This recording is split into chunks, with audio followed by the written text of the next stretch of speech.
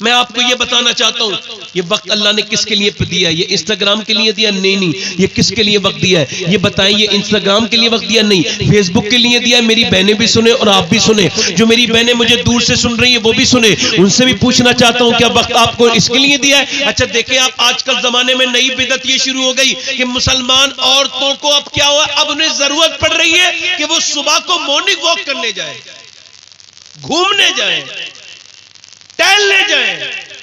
क्यों? डॉक्टर कह रहे हैं और वो अपनी सेहत ठीक करने के लिए जा रही है।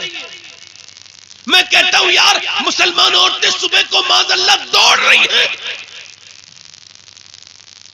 क्यों भाई? उनके पास वक्त कहां से आ गया? बस वो मेरी बात सुन लें आप ध्यान से, वक्त कहां से आ गया? बात ये कि पहले के जमाने में औरतों के पास वॉशिंग मशीन नहीं थी, हाथों से कपड़े धोने पड़ते थे। पहले के जमाने में औरतों के पास जो है वो चूल्हा नहीं था, जो रोटी बनाने के लिए जब वो रोटी बनाती थी कितनी लकड़ियां तैयार करती थी और कितनी आग लगाने में कितनी देर लगती थी, और उसके बाद आग के सामने बैठ करके रोटी पकाना कोई आम बात नहीं थी। अब देखें आप, उसके बाद गौर करें आप, अब तो दुनिया भर की चीजें आ गई, मसाला पीसना नहीं पड़ता, मिक्सर आ गई। आप देखें दुनिया की चीजें, अब काम तो कुछ करना पड़ता नहीं है, तो या तो मोबाइलों पे गीबतें करती रहती है, या व्हाट्सएप चलाती रहती है, या मोबाइल पे कोई गंदी चीज चलाती रहती है, और वो क्या करती है, सुबह को दौड़ने जाती है। क्यों? क्योंकि मोटी हो गई है। डॉक्टर कहता है अपना वजन कम करो, मोटी हो गई है, खाते खाते काम तो कुछ है नहीं, मोटी हो गई। ये बता, जब काम कोई नहीं करेगी मेरी बहन, तो मोटी तो खुद ही हो जाएगी। अगर कोई एक औरत अपने घर में दिन भर काम करे और फिर उसके बाद बच्चों को भी पाले और बच्चों के बाद खाना भी बनाए,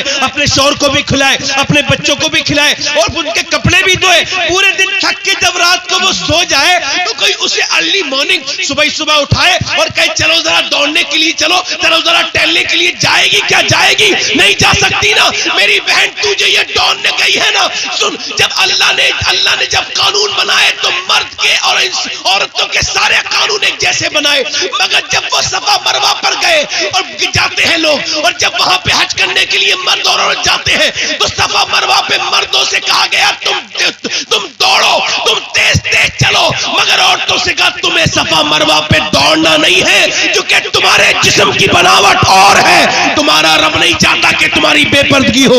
ऐ मेरी बहनों, क्या तुम्हें इतना वक्त कहां से मिल जाता है? इमाम हसन से पूछा गया किसी ने, आप अपनी वालदा के बारे में बताएं। इमाम हसन कहते, मेरी माँ एक रात में 1000 रकात नमाज नफिल पढ़ती थी।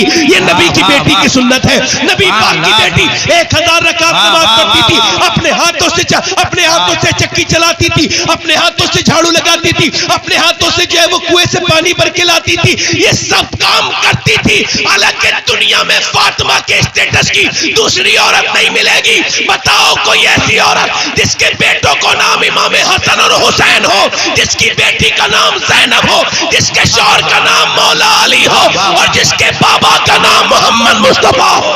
वाह, नारे तकबीर, नारे रिसालत, मसलके आला हजरत ख्वाजा का हिंदुस्तान। सुभान अल्लाह, सुभान अल्लाह, जोर से तो बोले सुभान अल्लाह। मगर आजकल के जमाने की औरतें और मर्दों की बात भी कर रहा हूँ, सिर्फ औरतों को नहीं कह रहा हूँ, मैं मर्दों को भी कह रहा हूँ। वो भूल गए किसे? अब देखें आप, जिंदगी किसके लिए बनाई गई थी? मगर इंसान भूल गया। इंसान मोबाइलों में लगा रहा, पूरे दिन जिंदगी भर कमाता रहा, घर बनाता रहा, बनाए उसने, बसेंगे बच्चे, हिसाब ये देगा है? मैं आपसे बस यही अर्ज करना चाहता हूं, मेरी बड़ी बात ध्यान से सुने। मैं आज जिस हस्ती का जिक्र करने चला हूं, अगर कोई आदमी मामूली सा प्रधान बन जाए, एमएलए बन जाए, एमपी बन जाए, तो खुदा को अक्सर भूल जाते हैं लोग। बोलो गलत है? अभी ये नया जमाना चल रहा है इलेक्शन का और सिलेक्शन का है, अपना मजहब भूल गए, और अगर कुछ दिनों के लिए इख्तिदार आ गया तो ओहदा आ गया तो भूल गए। समझे? ये दायमी है।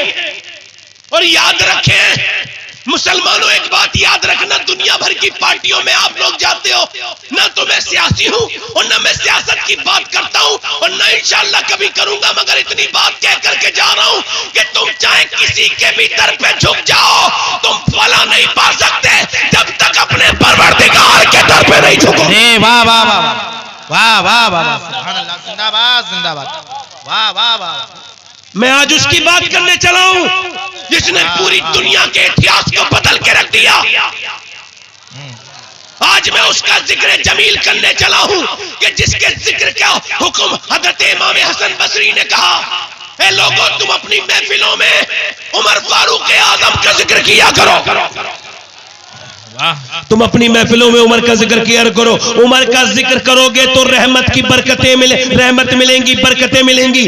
अम्मी आयशा ने हुक्म फरमाया, मैं ये चाहती हूं कि मुसलमानों की कोई महफिल बगैर उमर के न शुरू हो और न खत्म हो, क्योंकि जब उमर का जिक्र होता है तो इंसाफ का जिक्र होता है, और जब इंसाफ का जिक्र होता है तो परवरदिगार का जिक्र होता है। वाह वाह वाह, सुभान अल्लाह। बोलो तो सही, सुभान अल्लाह। सुभान अल्लाह। दिल लगा के बोलो।